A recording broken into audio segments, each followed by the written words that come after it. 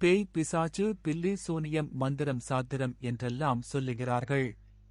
இவையெல்லாம் மூட நம்பிக்கை என்கிறார்கள். இவை தொடர்பான உங்கள் கருத்தென்ன என்று முத்தையா முனிவரிடம் கேட்டேன். உம்மை பீடித்துள்ள பேய், பிசாசு, பில்லி, சூனியம் எல்லாவற்றையும் நான் பொறுப்பெடுத்து கடலில் தூக்கி வீசுவதாகவே என் முதலாவது ஆசீர்வாதம் அமைவதை நீர் உணரவில்லையா என்று என்னிடம் கேட்டார். நீர் அவற்றைத் திடமாக நம்பிவிட்டாய் அல்லவா? நான் அந்த எண்ணத்தை உன்னிலிருந்து விலக்குவதே என் முதல் பணி என முத்தையா சுவாமிகள் சொன்னார். நீர் கடவுளை நம்புவதனை விட்டு அவற்றை முழுதாக நம்பிக் கொண்டிருக்கின்றாய். அவை உன்னை ஆட்கொண்டு விட்டன.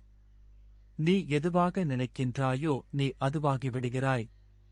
தாயையோ தந்தையையோ கடவுளையோ நம்பாதவர் அவரை வளர்த்து ஆளாக்கிய வளர்ப்புத் தாயையே கடவுளாக மதித்து எவ்வளவு துன்பமான இக்கட்டான சூழ்நிலையிலும் அவர் சொல்வதையே தேவ வாக்காகக் கொண்டு அதனை மீறாது செயல்படுவதை சில சின்னத்திரை நாடகங்களும் உனக்கு விளக்க முயற்சிக்கின்றன. அதனை நம்புவது போல் உனக்கு கடவுளை திடமாக நம்ப முடியாதிருக்கின்றது. கண்ணுக்குத் தெரியாதிருக்கும் பேய், பிசாசுகளையே திடமாக நம்புகின்ற நீர் அதே மாதிரி உனக்கு ஊனக்கண்ணால் மட்டும் பார்க்க முடியாதிருக்கும் கடவுளை அதே அளவுக்கு நம்ப முடியாதிருக்கிறது. இது மடமை என்று உனக்கு தோன்றவில்லையா என்று முத்தையா முனிவர் என்னிடம் கேட்டார். மந்திரங்கள் பற்றி என்னிடம் கேட்கிறீர். மந்திரிக்கிறார்கள், பேயாட்டுகிறார்கள். கோயிலில் காயத்ரி மந்திரத்தையே உச்சரிக்கிறார்கள். அந்த சமஸ்கிருதத்தில் உள்ள வார்த்தைகளையும் புரியாத வேறு மொழிகளையும் மிகத் திடமாக நம்புகின்ற நீர், நான் உமக்கு நன்கு விளங்கக்கூடிய மொழியில் சொல்லுகின்ற ஓம் முருகா, ஓம் முருகக் கடவுளே சரணம் என்கின்ற மந்திரத்தை ஏற்றுக்கொள்ள முடியாமல் இருப்பது என்றவரில்லை. ஒன்றையே மீண்டும் மீண்டும் திட மனதுடன் கடவுளிடம் கேளு, நீ அதுவாகி விடுவாய்.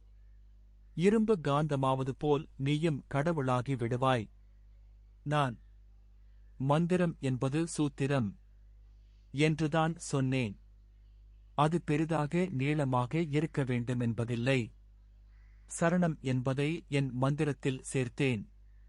அதன் பொருள் நான் உன்னை மனதார ஏற்றேன். நீ எனக்கு நல்லதை மட்டும் செய்வாய் என்று உன்னை முழுதாக நம்பி உன்னிடம் சரணடைந்து விட்டேன் என்பதைத்தான் அதில் உள்ளடக்கினேன். அதற்குள்ளே செல்வத்தைத் தா, வீரத்தைத் தா, கல்வியைத் தா, காதலைத் தா, இன்பத்தைத் தா, நல்ல மனதைத் தா என்பது போன்ற இல்வாழ்க்கைக்குரிய எல்லாவற்றையும் அதற்குள்ளே உள்ளடக்கிவிட்டேன். பெரியதொரு மந்திரத்தை 101 தரம் உச்சரிக்கின்ற நேரத்தில் எனது மந்திரத்தை நீர் 1000 தடவைகள் மந்திரித்து விடலாம். ஒரு காந்தத்தை 101 தடவை உராய்கின்ற நேரத்தில் இந்த முறையில் 1100 முறை உராய்ந்து மிகச் சக்தியுள்ள காந்தமாக்கிவிடலாம். சாதகம் என்பது சாத்திரமல்ல, அது சூத்திரம். பஞ்சாங்கங்களை உங்கள் வீட்டில் புது வருடம் வரும் முன்னரே வாங்கி வைத்துக் கொள்ளுகின்றீர். பஞ்சாங்கம் பிழையானது என நான் சொல்ல மாட்டேன். அது விஞ்ஞானத்தின் உச்சமான மெய்ஞானம் என்றே எண்ணுகின்றேன். தூரதரிஷ்டி கண்ணாடியும் வேறு உபகரணங்களும் கொண்டு சொல்ல வேண்டிய பிரபஞ்ச மாற்றங்களை சூத்திரமாக கொண்டிருப்பதுதான் பஞ்சாங்கம். இதுதான் என் கருத்து. அப்படியிருக்க சூத்திரத்தை நான் எவ்வாறு போய் எனக் கூற முடியும்? அது இப்போது கூறுவது சாத்திரமல்ல, சுருக்கமான சூத்திரம். இதுதான் உண்மையான கருத்து. பிரபஞ்சம் எப்பொழுதும் சக்கரம் சுழலுவது போல் உலகம் சுழலுவதில் மாற்றமடைந்து கொண்டிருக்கின்றது. அதற்கேற்ப உன் சுற்றுச்சூழலும் மாறிக்கொண்டே இருக்கின்றது. போலிலே காலநிலை மாற்றம் செல்சியஸில் எந்த நேரமும் மாறிக்கொண்டிருப்பதை நம்புகிறீர்.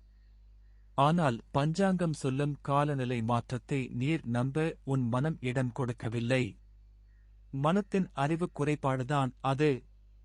காலநிலை மாறு, உன் உடல் சுகம் மாறுகிறதென முகநூலில் போட்டால் நம்புகிறாய். ஆனால் நீங்கள் சாத்திரமென்று சொல்லுகின்ற சூத்திரத்தை பார்த்து சொல்லுகிறவர் சொன்னதை என்னால் நம்பாமல் இருக்க முடியுமல் இருக்கிறது. சாத்திரியுமென்ன சொல்லுவார்? பிள்ளையாரை வணங்கு அல்லது சனி பகவானை வணங்கு என்றுதான் பரிகாரம் சொல்லுவார். அப்படியென்றால் சாத்திரம் பார்க்கத் தேவை உண்டா? நீர் கடவுளிடம் சரணடைந்து விட்டால் அவர்தான் உன் காவல் தெய்வம். கடவுளை நம்பாமல் பயப்பிராந்தியில் இருந்து கொண்டிருக்கும் பெரும்பாலான மக்கள் எதிர்காலம் பற்றியும் நிகழ்காலம் தொடர்பாகவும் அச்சமும் கவலையும் கொண்டு சாத்திரிகள் காலடியிலேயே எந்த நேரமும் கிடக்கிறார்கள். அதனை நம்புகிறார்கள். காலநிலையையே மாற்றக்கூடிய பஞ்சாங்க சூத்திரத்தின் செல்வாக்கையே மாற்றக்கூடிய மந்திரம் என்னும் சூத்திரத்தை நம்ப மறுக்கிறீர்கள். விதியை மதியால் வென்ற மார்க்கண்டேயர் சரித்திரத்தை நம்புகிறவர்கள் கூட கடவுளிடம் சரணாகதியடைந்தால் விதியை மட்டுமல்ல எதனையும் மாற்றிவிட முடியும் என ஞானிகள் சொன்னதெல்லாவற்றையும் நம்புவது உமக்கு கடினமாக இருக்கிறதா என முத்தையா சுவாமிகள் கேட்டார். இந்தக் கேள்விகள் என் வாயை அடைக்காமல் இருந்திருக்குமா? கரோலிசப்பு மெண்டிஸ்